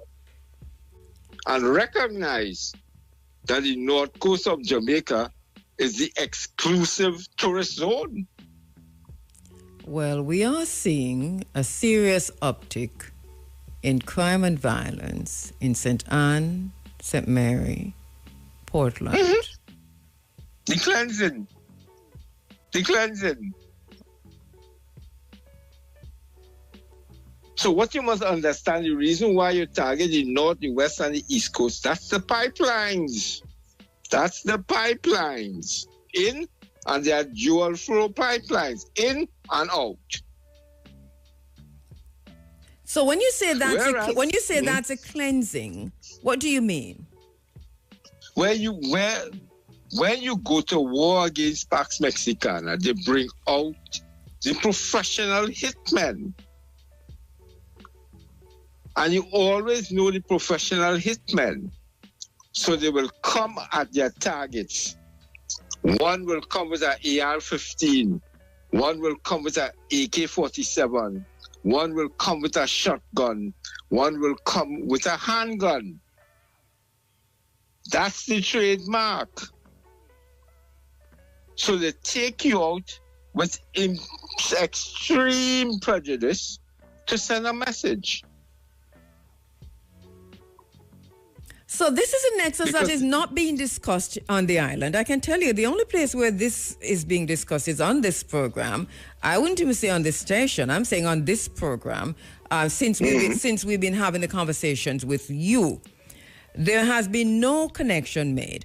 I am thinking that now that Mia Motley has raised this issue, that, we'd see more conversations about this, journalists asking questions. You talk about the press conference where the Prime Minister was. There's an election that's going on the island. But this doesn't come up at all. We are talking about election campaign funding, and you talk about the oligarchs who are drug traffickers. And so that points us to, I am not saying PSOJ, but that points us to private sector, if you will. Mm-hmm. So election campaign funding is a big thing now on the island, and money a dash left, right, and center. Question is, this has been happening over the years. So Mayor Motley, I think, is strategic in how she raised this. She raised this in Jamaica as CARICOM, the leadership of CARICOM, has been handed over to Jamaica in the middle of an election cycle. Journalists have not picked up on this apart from to report what she said. So it's reported speech, no analysis. What do you think is the role of journalism, of the people of Jamaica, bearing in mind all that you are seeing as a researcher who's been looking at this for how many decades now, and also what Mia Motley, as a Prime Minister of Barbados, raised in the space just a few days ago? No, I have been reading the Jamaican newspapers online for years. Yes. And I have seen the actual decline in the quality of the journalist work that is being put out now compared to the good old days when I read Jamaican work, journalistic work online. Yes. Because what has happened is that the validating elites of the Caribbean have all kowtowed. They have surrendered. Yes, that is true. Because from the time you have now become corporate media, you are not rocking the boat. Not at all. So what has happened now is that it is simply, as you said, my sister, reported speech.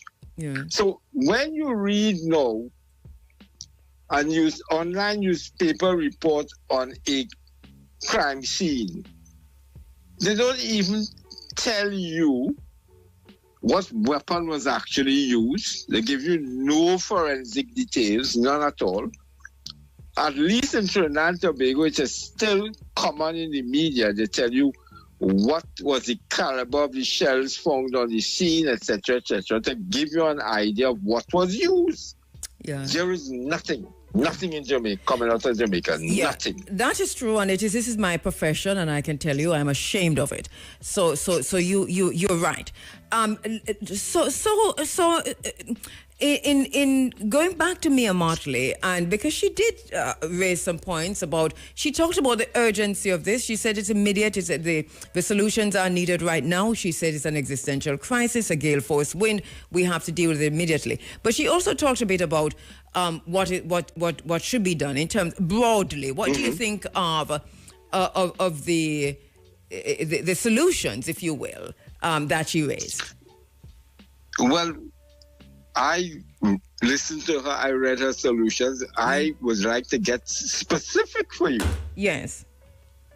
In the body of acts we have, all our legislation, it is so backward and behind the time that it is totally unfit for purpose, because throughout the Caribbean, we have no equivalent to the Racketeering Influence and Corrupt Organizations Act of the United States of America. Mm-hmm. If you want to deal with transnational organized crime, if you want to deal with organized crime, you must have an act on your books that is influenced by RICO.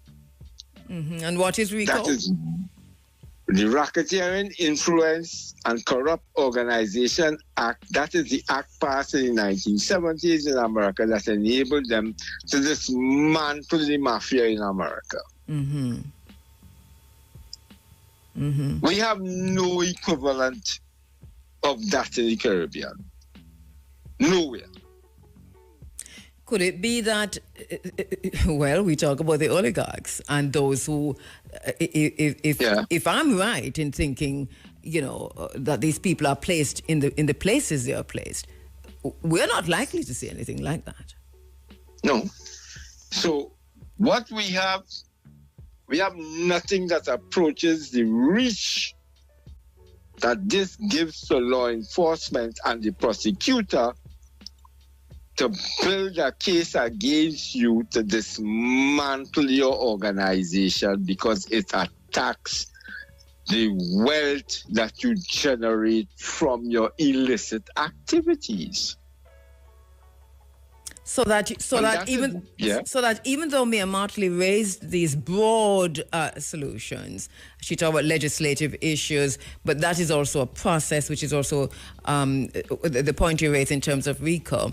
But she, at the same time, and it seems like a conundrum, because she's saying this is urgent, this is an existential crisis, there's an urgency of now, but a solution seems more long-term. So how do you address the matter within the long term? And we're not talking just one country, as she wasn't talking one country. This is a problem that affects the entire Caribbean, the region. It has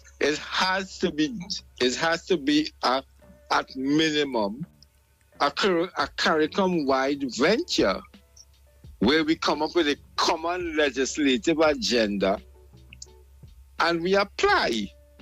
So the fact of the matter is, next question is, do you face jail time in the Caribbean for tax evasion? Well, not when tax evasion is happening at the very highest levels.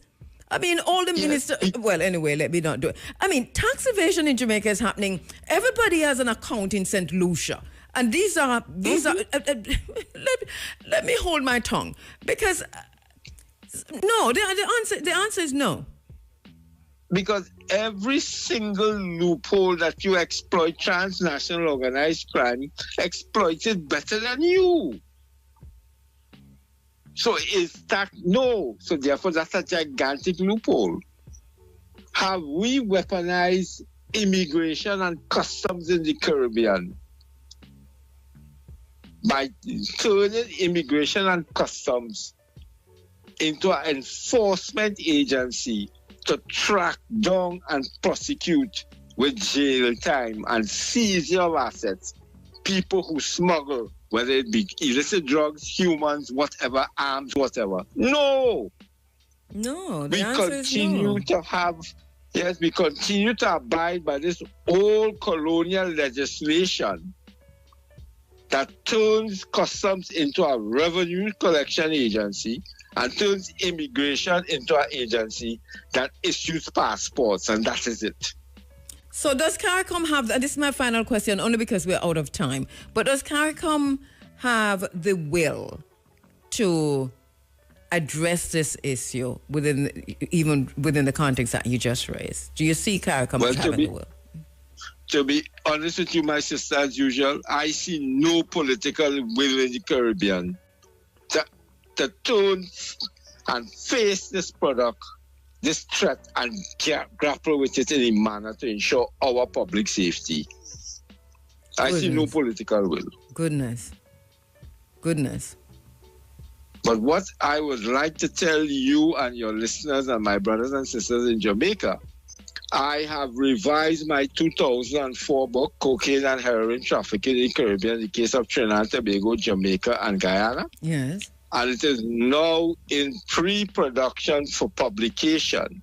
All right. I have presented an analysis of the illicit trades in Jamaica from the 1970s to now, from Vivian Blake to now, explaining all of these things in writing and much more, what I speak about on your program. All right, so we'll keep our eyes out for that. You'll tell us when it's out. We'll be ready for that. We'll read it in our book club, and we'll have you come on and we go through it line upon line, precept upon precept, as my father would say. Thank you so much. Thank you so much, Dr. Figueroa. Thank you, my once sister. Again. Thank you. Wow. Bye. You're always so open and honest in this space and so insightful. Thank you so much. Thank you. All right. Bye. All right. Wow. This is where we are. Me that the election should have been August 27, 2007, but the hurricane caused it to be pushed back to September 3, 2007. This is why I said I was saying earlier I couldn't find an election in August, but that if you did no one tell me and him say right, it was scheduled for August 27, 2007, but pushed back to September 3. Then we have many comments from people saying that it is clear that the Prime Minister is not convinced that I'm going to win, so I'm drawing out the elections. I don't think that is it. I think the elections are going to be pretty close. And, the election campaigning is in full swing. The polls, as usual, not making any sense, because polls are what they are, snapshot in time, and they can answer questions anyway if we make you say what you want to say, and next thing you know. Anyway, so I do not put much credence on polls, and I'm that me study too. so because I've done that, I've become a study that me know. Of course me know. Anyway, so I saw the red, the orange and the green cloth them all over the place, and it's everywhere. I don't know if you're seeing it in your parish, but I think they've gone overboard now, and nobody will tell them to stop. This is foolishness. Stop it. Get over on yourself with the whole part. It's a Pavlov dog situation. People are salivating when they see certain colors nowadays. So take them down. I said, and I'm standing by what I said. I said what I said, and I'm standing by it, which is that we really should get them orange and green cloth here, tie them up, and do what Marcus Garvey say. Any politician that is corrupt, etc., etc., etc., if we cannot tar and feather them, then we need a green cloth, and we need all of them cloth there. Right. Mm-hmm. Right, and my microphone is working. Now we know my microphone never did work and I pick up something. But, there you go. Anyway, so we're seeing your messages to me. Thank you so much. Rusty and Sister Audrey, how you doing, my family? We saw you at Fowesenting and we never get to see you for too long, but we get a nice little hug from both of you. So thank you so much for that. Iwa, my brother, Courtney Anderson, Iwa, who is in Tanzania. I know you're listening from Tanzania. Iwa, I saw our brethren at Fowesenting, who was in Ghana with us, and he asked for you, and he said that he thought that he would have seen you at least. Me and Bar did a kneel down pan the same picnic mat that my sister Joan carry. And Bar said, but I thought I would have seen Iowa. And me say, I thought I would have seen Iowa. At the time, Iowa, they are Tanzania. So Iowa, big up yourself in Tanzania. We'll talk to you soon. Morning, Sister P, how you do? Busy Campbell, I see you, my brother. K. Ezekiel, he says, AI will make common sense redundant, and that is true. And that's because we're having a conversation this morning that when we say artificial intelligence, we're talking anti-intelligence. So for me, the A in artificial intelligence, we can still say AI, but understand that A means anti, or if you say anti-intelligence is what this artificial intelligence is. All right, so seeing you, Denise, Isis Miller, my sister. We saw Isis at Fowesenting too, and in Amber's, that is Mutamba's tent. And may I tell you, Mutamba, we love that close. It's 9:30. I'm in next interview. Thank you so much. I have 2 minutes. I know my brother is holding on, but he's due for 9:30. So let me just go through this. Thank you so much. So Isis, yeah man. So Isis, Mutamba, and so on. Mutamba, we love the fact them, I see. Love the fact them. Sister Karida, how you doing, my sister? Natisia Bahad Singh, how you doing, my friend? And Dr. Devon Taylor. Good morning, Dr. Devon. Good morning, Dr. Devon Taylor. You know when I say it like that, why I say it like that? Because between me and you, we'll get ourselves in a serious trouble. Me and Dr. Devon Taylor will get ourselves in a trouble, but it's going to be good trouble. So good morning to you, Dr. Devon Taylor. And I know that Jabem is heading back to court, and I think it's this week. Let me know, Devon. Little Duns River. Jabem is doing really a great job on the island by challenging the colonial era laws relating the Beach Management Act here on the island, and they're doing a pretty good job of this. So I think they're going back to court next week. Aki, my brother, I'm seeing you. Who am I leaving out? All right, so that is not on Facebook or so on. So if you didn't hear your name, it's because I'm not in the Facebook spaces, so I'm sorry. Andrew Lumsden, Donna Mattis, Aldous Hunkar, Denise Isis Miller. Wow, what a beautiful pic, Denise Isis. Yes, so right down, I'm going to go through. I wasn't at Facebook. I didn't realize what was happening on Facebook, but some serious commentary on Facebook, so I have to go over there. Shamari Hoggins, he's listening. Where are you, Shamari? Because you're overseas, aren't you? Right, so we're seeing you too. And Kevin Naireri is seeing you, my brother. Shamari, yeah, you're in Omaha, Nebraska, Shamari. My brother, James Jones, Jawari Garvey. I'm seeing you. All right. Thank you so much. Thank you so much. Guest is the Commonwealth Short Story Prize 2023 winner. He is a co-author and Amazon bestseller of Heart of a Black Man, ghostwriter, content creator, editor, proofreader, and book mentor strategist. He's a Heinemann Book Publishers short story competition runner-up for the short story synopsis Anna Surpass and Get Him Gone, and runner-up for ASA 1994 for the poem Black Angel. He's a Poetic Soul winner and runner-up Poetic Soul 2007 for the poem Her African Beauty. And he's won many awards. He's come back recently from the Middle East, where he represented the Caribbean at an international global book fair. And he's going back shortly. No stranger to the Africa Forum. Last time we talked to him, he was in the Middle East. Last time we talked to him on air. Now I think he's back in Jamaica, because we saw him at the St. Mary Literary Festival. My brother and friend, Kwame McPherson. How you doing, my brother? I am wonderful. I'm brilliant. I'm superb. I'm completely fantastic. There you go. And you looked that way the last time I saw you. Yeah. Hello, right? The St. Mary Literary Festival on the seaside. What a beautiful venue. Yeah, man, it's a wonderful venue. Yeah, Great fun, you know, lots of potential, you know. So let me get involved and go and support, you know. Yeah, we love it. We're talking though. You know, I read your latest short story. I think it is your latest, and one of your latest short stories.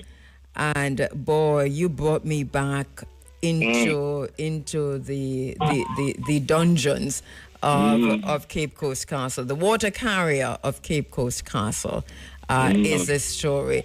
I felt everything, but also felt the spirit of resistance that our people had in Cape Coast and even during the Ma'afa. But this is a short story. Tell us about this, because this is you reimagining what might have happened at Cape Coast dungeons to a young person kidnapped. Yeah. You know, it's based on my personal experience, and I said it to anyone. I said it to any African, Caribbean, any Jamaican. Said, before we take up any label, it's a pilgrimage we must make.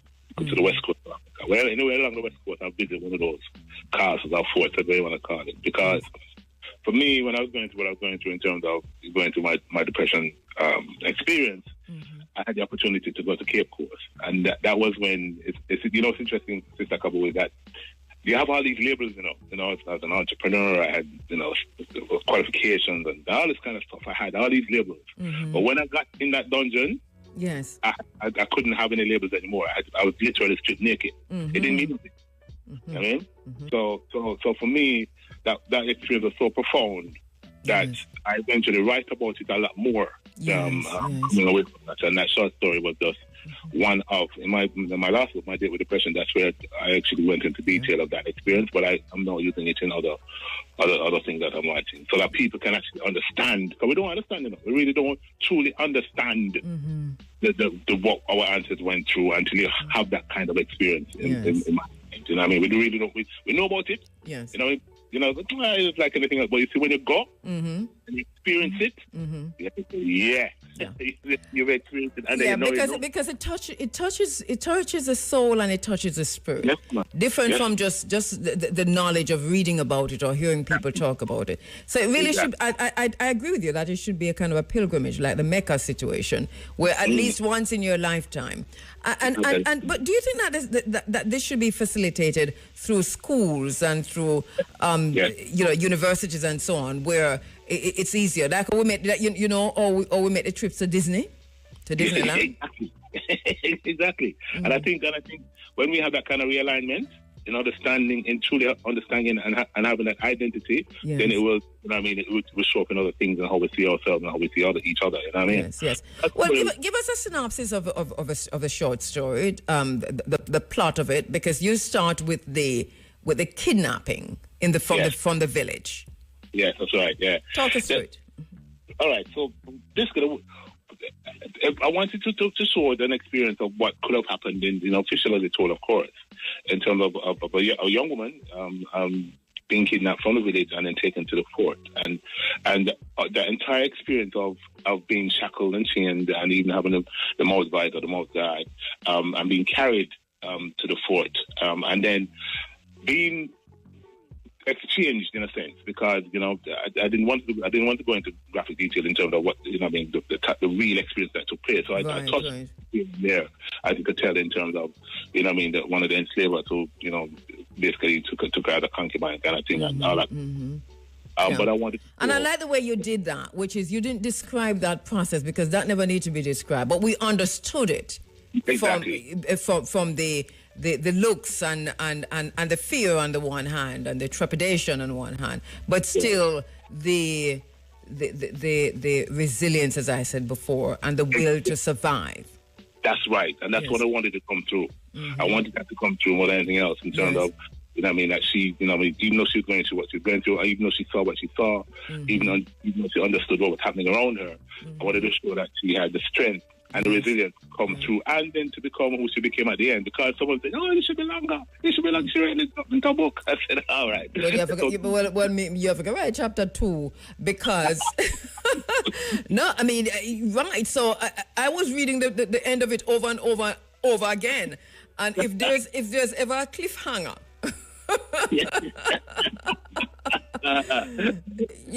This is it.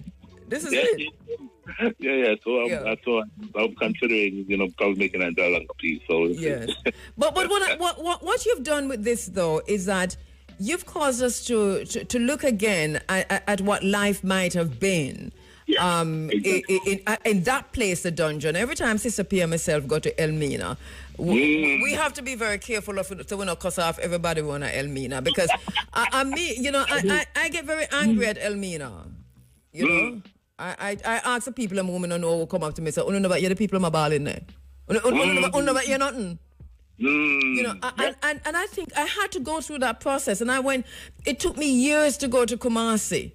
And then so yes, but what you've done is that you kind of refocus our attention that after that wickedness of the kidnapping and the young people, young girls, women who were taken into this space, that there was a kind of a living that was pre the plantation and the Maafa. I mean the continuation of the Maafa. And so you talk about the water carrier. So explain to us what this was, this duty then, if you will, that you created. That make a lot of sense. Yeah, it does, because it's interesting.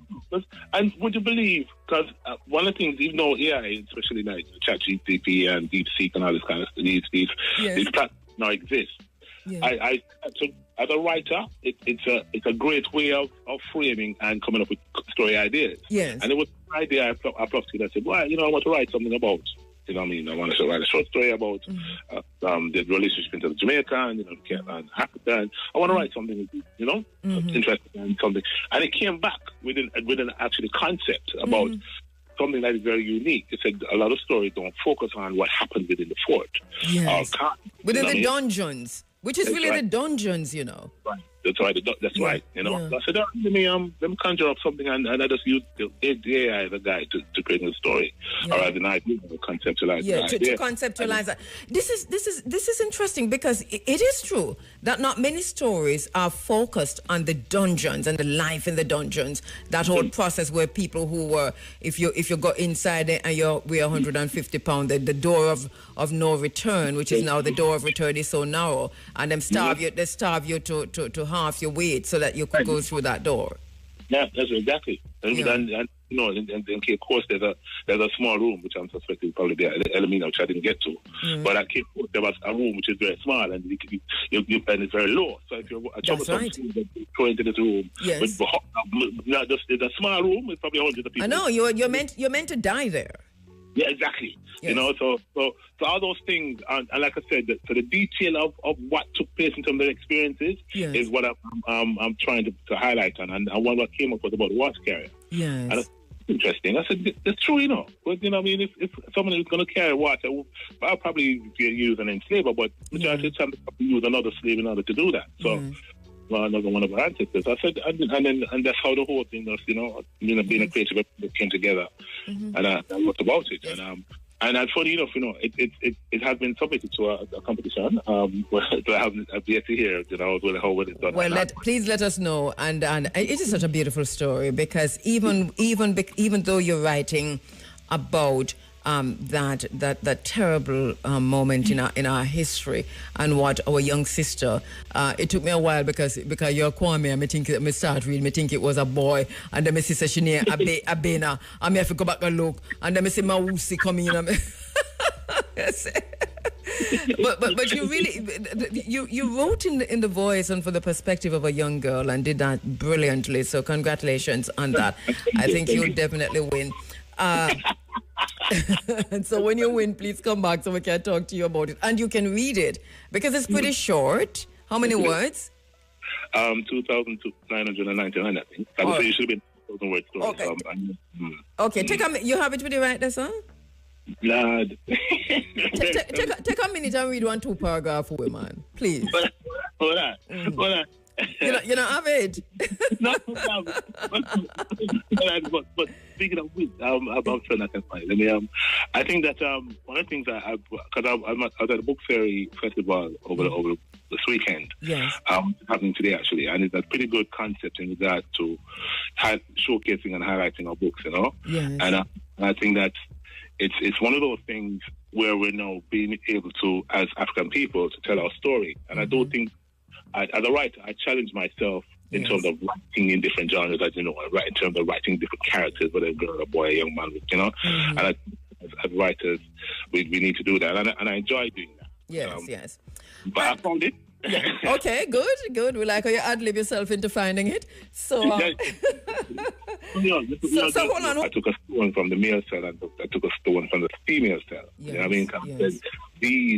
This is what it's all about. You know what I mean? Yes. But me, you know, in terms of writing and the way that I express the story and stuff like that, that's our Africanness and our African into the characterization and into the genres and into the, you know what I mean? So it's an entire thing which I'm really pushing forward. Yeah. So all my stories, you know, interweave. Well, thank you for collecting our memories and writing them and putting them out there. It's I think it's critical that we write. We're about to lose everything, so it's good that we write. Thank you so much, my brother. And when are you leaving again for the Middle East? November. Okay. Yeah. So, but I want to give out a shout out because I send this out to everybody. You know, the people, foreign people locally. So anybody listening, a big shout out to you guys. Everybody's helping in terms of the journey. So you know, man. Thank you, my dear. Thank you so much. Call me McPherson. As soon as you win, just let us know and you'll come in the studio and read for us, please. Yeah, for sure. Thank you. Thank you, my brother. Call me McPherson there.